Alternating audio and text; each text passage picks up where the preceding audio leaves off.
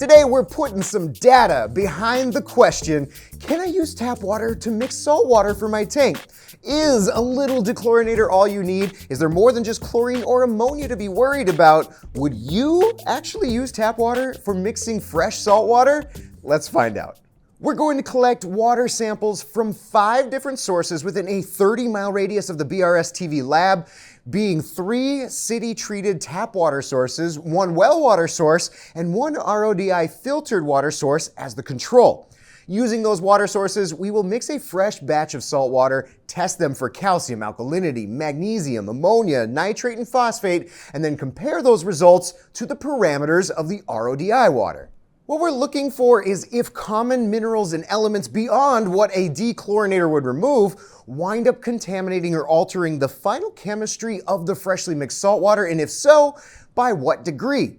Just to give you an idea of what minerals, elements, and contaminants could potentially transfer over, the USDA did a nationwide sampling back in 2008 that showed sodium, potassium, calcium, magnesium, iron, copper, manganese, phosphorus, and zinc to be nationally representative of typical municipal drinking water sources. While as for well water, the USGS reports that groundwater may contain dissolved minerals most commonly made up of sodium, calcium, magnesium, potassium, chloride, bicarbonate, and sulfate. So with that, let's take a look at the baseline water parameters for our RODI control water source, where we use Tropic Marin Pro Reef salt weighed, measured, and mixed to 35 parts per thousand. The levels for calcium, alkalinity, and magnesium tested almost identical to the levels on the packaging: 440 calcium, 6.8 alkalinity, and 1350 magnesium. As for ammonia, phosphate, and nitrate, 0 ammonia, 5 parts per billion phosphate, and 0 nitrate. Because the majority percentage of minerals that could still be in your tap water are calcium and magnesium, let's first compare any changes to the major 3 elements of calcium, alkalinity, and magnesium between our 4 water sources and the RODI water.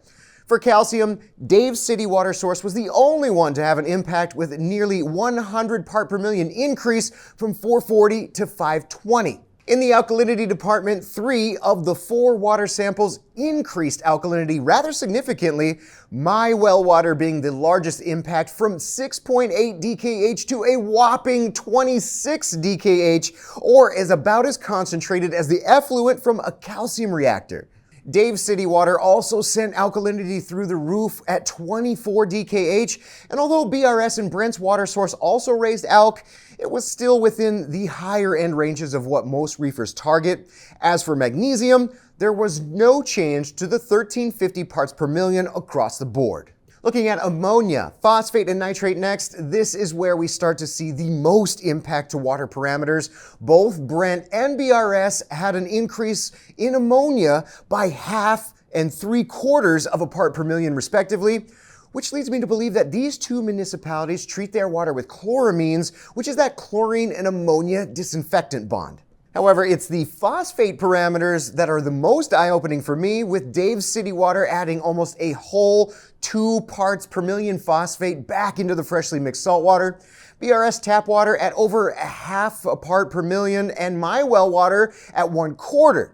Nitrate is another one of those parameters that most reefers don't usually add to their tanks on purpose, except for in a handful of unique situations, which is why seeing results for 5.5 parts per million, 2 parts per million, or 0.2 parts per million are unattractive. So which one of these water samples would you use for mixing your new salt water? I guess if I had to pick one, Brent's City water looks to be the least scary across the board, but again, these water samples were taken within a very small 30-mile radius of each other, and even then, they vary wildly throughout. But does that mean that all water sources are unsuitable for mixing salt water? Certainly there is a tap water source out there that likely doesn't affect calcium, alkalinity, magnesium, ammonia, phosphate, and nitrate.